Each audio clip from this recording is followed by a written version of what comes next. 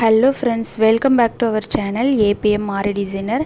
இன்றைக்கி பார்த்தீங்கன்னா chain stitch போட்டதுக்கப்புறம் நம்ம வந்து ஷேப்பில் வந்து செயின் ஸ்டிச்சை வந்து போட்டு பழகணும். இந்த மாதிரி பண்ணுறதுனால பார்த்திங்கன்னா நிறைய நாலேஜ் நம்ம ஆரி ஸ்கில்லை வந்து க்ரோ பண்ணிக்க முடியும். பின்ட்ரெஸ்ட் ஆப்பில் இருந்து ஷேப்பை வந்து எப்படி டவுன்லோட் பண்ணணும் அப்படின்னு நான் நிறைய வீடியோஸ் போட்டிருக்கேன். வேணுங்கிறவங்க நம்ம சேனலை செக் பண்ணி பாருங்கள். இப்போ பார்த்தீங்கன்னா பின்ட்ரெஸ்ட் ஆப்பில் பீகாக் எம்ப்ராய்டரி டிசைன் அப்படின்னு சொல்லிட்டு நான் போட்டிருக்கேன். இந்த மாதிரி ஒரு பீகாக் டிசைன் வந்திருக்கு. அதை நான் டவுன்லோட் பண்ணிக்கிறேன். நமக்கு என்ன மாதிரியான டிசைன் தேவையோ அதில் சர்ச் பண்ணி நம்ம வந்து எடுத்துக்கலாம். ரொம்ப ரொம்ப பெரிய டிசைனாக தான் டவுன்லோட் பண்ணிவிட்டு அதை வந்து ஒர்க் பண்ணணுமா அப்படின்னு கேட்டால் அது வந்து நம்மளோட சௌரியம். ஆனால் கொஞ்சம் பெரிய இமேஜ், அதாவது ஒரு 10 சென்டிமீட்டருக்கு மேலே இருக்க மாதிரியான ஷேப்பை வந்து நம்ம வந்து நம்மளோட ஃப்ரேமில் வந்து ட்ராயிங் பண்ணிவிட்டு அதில் வந்து நம்ம ஒர்க் பண்ணி பார்க்கணும். அதாவது செயின் ஸ்டிச்சை வந்து போட்டு பழகணும். இந்த மாதிரி பண்ணுறதுனால பார்த்திங்கன்னா நம்ம அந்த டிசைனை வந்து ஃபில் பண்ணும்போது அந்த கார்னர்ஸ், எட்ஜஸ், இந்த மாதிரியான விஷயங்களெல்லாம் எப்படி வந்து பண்ணணும் அப்படிங்கிறது நமக்கு தெளிவாக புரிஞ்சிடும். இப்போ பார்த்திங்கன்னா நான் ஒரு 4 இமேஜ் வந்து 4 ஷேப்பு வந்து டவுன்லோட் பண்ணி எடுத்திருக்கேன்.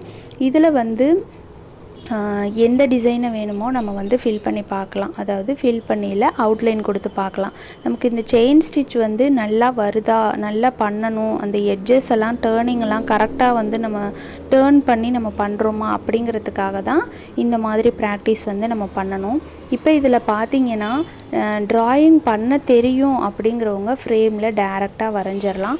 ஆனால் ட்ராயிங் பண்ண தெரியாதுங்கிறவங்களுக்கு இது ஒரு ஈஸியான ரூட். என்னன்னு பார்த்தீங்கன்னா நம்ம பின்ட்ரெஸ்ட் ஆப்பை மொபைலில் டவுன்லோட் பண்ணியிருப்போம்.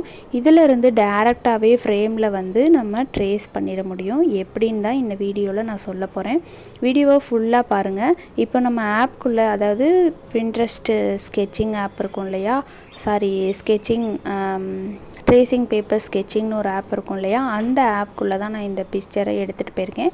ஏன்னா ஜூம் அவுட், ஜூம் இன், கொஞ்சம் ஜூம் பண்ணி வரைகிற மாதிரி கொஞ்சம் பெருசாக இருக்கணும் இல்லையா. மொபைலோட ஸ்க்ரீன் சின்னது. இந்த சைஸுக்கு நம்ம பண்ணுறதை விட கொஞ்சம் பெரிய சைஸாக நம்ம வந்து ஜூம் பண்ணிட்டு தான் ட்ராயிங் பண்ணணும். இது நான் இப்போ சொல்ல போகிற டீட்டெயில் பார்த்தீங்கன்னா உங்களுக்கு நல்லாவே ஈஸியான ரூட்டாக இருக்கும் அப்படின்னு நான் நினைக்கிறேன்.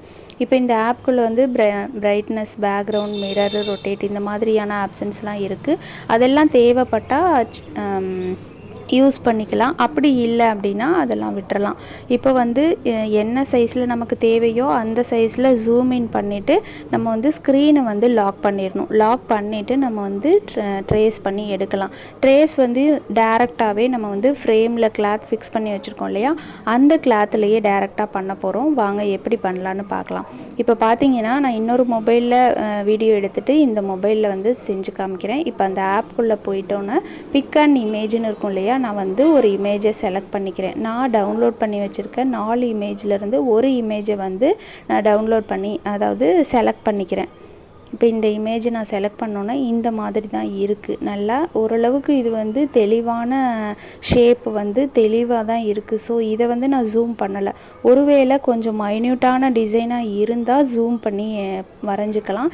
இப்போ இது வந்து இந்த அளவுக்கே வந்து போதுமான அளவாக இருக்கும்.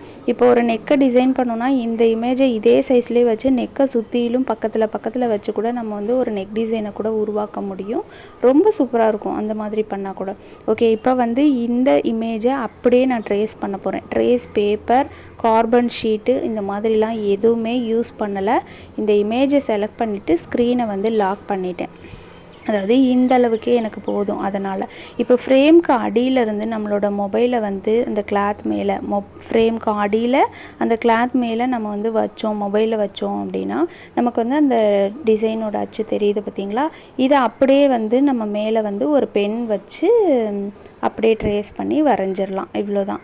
ரொம்ப ஈஸியாகவே இருக்கும் அப்படின்னு நான் நினைக்கிறேன். இப்போ பார்த்திங்கன்னா உங்களுக்கு நான் புரியும்னு நினைக்கிறேன். நான் சொல்கிறது என்னென்னா, ஃப்ரேம்க்கும் அடி சைடு நம்மளோட மொபைலை இந்த பிக்சரை செலக்ட் பண்ணிவிட்டு ஸ்க்ரீனை லாக் பண்ணிடுறேன். ஏன்னா ஸ்க்ரீனை லாக் பண்ணலைன்னா ஸ்க்ரீன் டச் ஆகும்போது நமக்கு வேறு பேஜஸ்க்கு போக சான்சஸ் இருக்குது. ஸோ ஸ்க்ரீனை லாக் பண்ணிவிட்டு நான் வந்து ஒரு பென் வச்சு அப்படியே லைட்டாக வரைஞ்சிக்கிறேன். அந்த கிளாத் மேலே நான் வரைஞ்சிக்கிறேன். ட்ராயிங் தெரியுங்கிறவங்க வந்து ஈஸியாக வந்து டைரெக்டாகவே வரைஞ்சிடலாம். எனக்கு சுத்தமாகவே ட்ராயிங் தெரியாது அப்படிங்கிறவங்க இந்த மாதிரி வந்து ஒரு பிக்சரை வந்து ட்ரேஸ் பண்ணி எடுத்துக்கலாம். நான் வந்து ரஃப்பாக தான் வரைகிறேன், ரொம்ப டீப்பாக நான் இது பண்ணிக்கல, நான் ரஃப்பாக வரைஞ்சிக்கிட்டேன், அவ்வளோதான். இங்கே பார்த்தீங்கன்னா இந்த இமேஜ் வந்து வந்துருச்சு.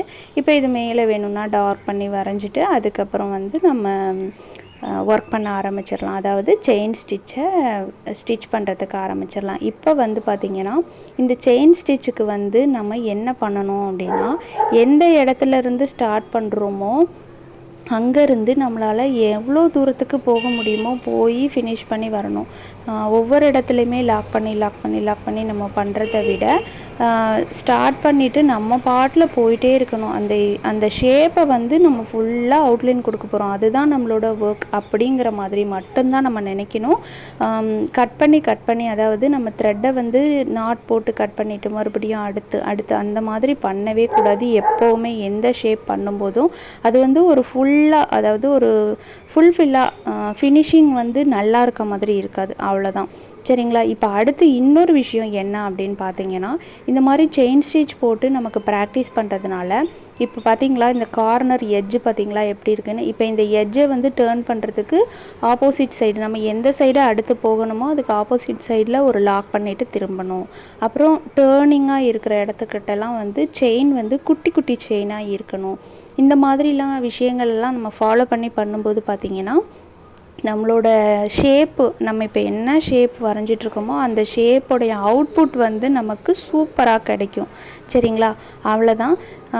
இப்போ அடுத்து இன்னொரு விஷயம் என்னன்னு பார்த்தீங்கன்னா, இந்த செயின் ஸ்டிச் கொடுத்து நம்ம அவுட்லைன் பண்ணும்போது இப்போ ஒரு லைன் நான் வந்திருக்கேன் இல்லையா, இது வந்து ஒரு லைனோட நிப்பாட்டிடக்கூடாது, 2 லைன் நம்ம கொடுக்கணும். 2 லைன் கொடுக்குறதுனால நல்லா டார்க்காக இந்த ஷேப் வந்து சூப்பராக நமக்கு தெரியும். இந்த விஷயம் மட்டும்தான் நம்ம வந்து மெமரியில் வச்சுக்க வேண்டிய ஒரு விஷயம். ஓகே ஃப்ரெண்ட்ஸ், இப்போ பார்த்தீங்கன்னா நான் 2 லைன் கொடுத்துட்டு இந்த பிக்சர் வந்து எப்படி இருக்குது அப்படின்னு சொல்லிட்டு காட்டுறேன். அப்புறம் வந்து இந்த டேர்னிங் கிட்ட வரும்போது பார்த்திங்கன்னா மறுபடியும் லாக் கொடுத்துட்டு அகெயின் திரும்ப நான் இதிலையே இன்னொரு லைன் அதுக்கு பக்கத்துலேயே ஒட்டியே முடிஞ்ச அளவுக்கு ஒட்டி போட ட்ரை பண்ணுங்கள் பிகினராக இருக்கவங்க.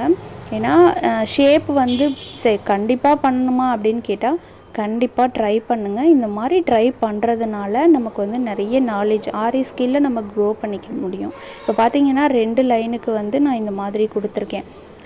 லீஃபுக்கும் கொடுத்துட்டேன், மேலே இருக்க அந்த பெடல்ஸ் மாதிரியான பட்டு அதுக்கும் கொடுத்துட்டேன்.